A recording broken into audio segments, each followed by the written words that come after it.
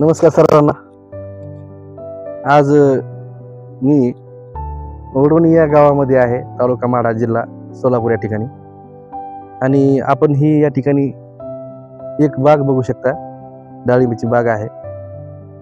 या बागेमध्ये शेतकऱ्यांनी ठिबकवरती पाणी आणि अन्नद्रव्य व्यवस्थापन हे अत्यंत काटेकोर पद्धतीने आणि अत्यंत नियोजनबद्ध पद्धतीने व्यवस्थापन केलेलं आहे। डाळिंब जी आहे अशा पद्धतीने बहरलेली आहे।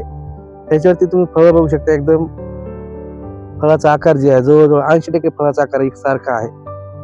आणि फळाला कलर बघा तुम्ही, कलर एकदम तांबडा गर्द असा कलर फळाला आहे आणि निरोगी फळ आहे। फळाची साईज जर बघितलं आपण तर साईज सुद्धा चांगली बोल्ड साईज फळाची आहे। आणि साहजिकच आतमध्ये फळाची जी क्वालिटी आहे किंवा साखरेचे प्रमाण आहे ते पण अत्यंत चांगलं असणार आहे फळांमध्ये। आणि पूर्ण बाग आपण बघू शकता या ठिकाणी शेतकऱ्याच्या मेहनतीला कशा प्रकारे फळ मिळतं हे शेतकऱ्यांनी दाखवून दिलेलं आहे। आज या ठिकाणी आम्ही एक नेटाफिम इरिगेशन इंडियातर्फे मी कृषी तज्ञ म्हणून कार्यरत असताना आम्ही आज ह्या वडवणी या गावामध्ये एक मोठी शेतकरी चर्चासत्र आम्ही या ठिकाणी ठेवलेले आहे। आज जवळजवळ 200 ते 250 शेतकरी त्यामध्ये सहभागी होणार आहेत। आमचे नेटाफिमचे वरिष्ठ शास्त्रज्ञ तथा कृषी विभाग प्रमुख मध्य आणि उत्तर भारत माननीय अरुण देशमुख साहेब सुद्धा या ठिकाणी येणार आहेत आणि ते शेतकऱ्यांना संबोधित करणार आहेत। पण खरा शास्त्रज्ञ जो आहे तो शेतकरीच आहे। आणि शरद किंग नावाचे जे काही जनक आहे, शरद किंग नावाची एक व्हरायटी आहे, जात आहे डाळिंबीची, ती डाळिंबी जात माननीय विठ्ठलराव भोसले या शेतकऱ्यांनी निर्माण केली आहे। आणि छत्रपती संभाजीनगर या जिल्ह्यातील ते शेतकरी आहेत। आणि त्या शेतकऱ्यांनी 20 ते 25 वर्षाच्या कालावधीनंतर शरद किंग ही व्हरायटी तयार केली। आणि त्या शेतकऱ्यांना ऐकण्यासाठी आज ह्या परिसरातील पंचक्रोशीतील शेकडो शेतकरी आज या ठिकाणी येणार आहेत। तर ही बाग आपण बघू शकता। आज जर आपण बघितलं तर शेतकरी मागे का राहतो ह्याचा विचार जर आपण केला तर शेतकऱ्याकडे काय साधन संपत्ती आहे। आता शेतकरी म्हणल्यानंतर शेतकरी त्याच्यावर सगळ्यात महत्त्वाची शेती आली।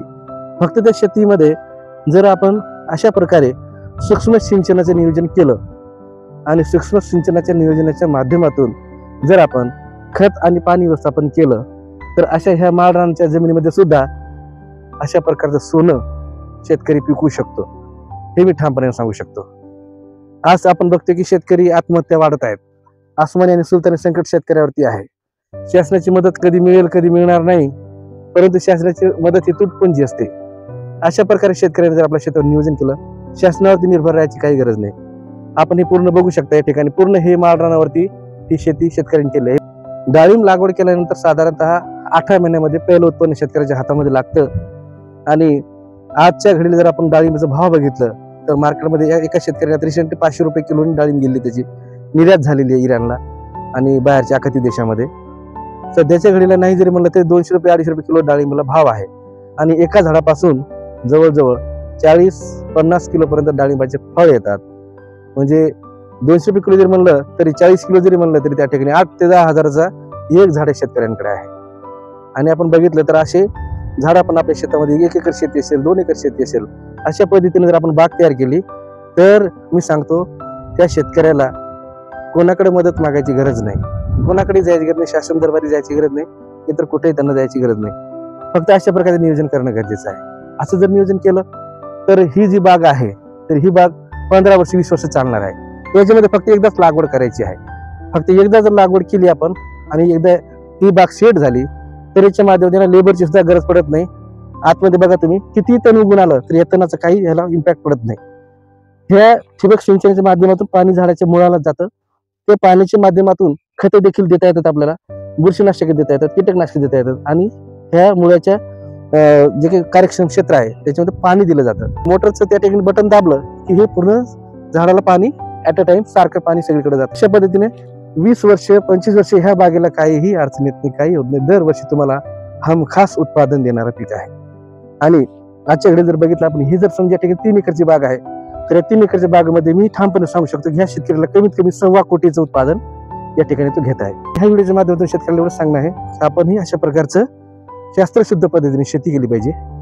फळबाग लागवडीकडे आपण वळले पाहिजे, सूक्ष्म सिंचनाकडे आपण वळले पाहिजे आणि त्याच्या माध्यमातून थोडासा अभ्यास करून अशा प्रकारचं पीक आपण घेतलं पाहिजे. भुसार पिकाच्या मागे न लागता अशा प्रकारे जर आपण फळबाग लागवड केली तर निश्चितच शेतकरी जो आहे पुढं त्याला जाण्यापासून कोणी रोखणार नाही. धन्यवाद. जय हिंद, जय जवान, जय किसान, जय कृषी तंत्रज्ञान.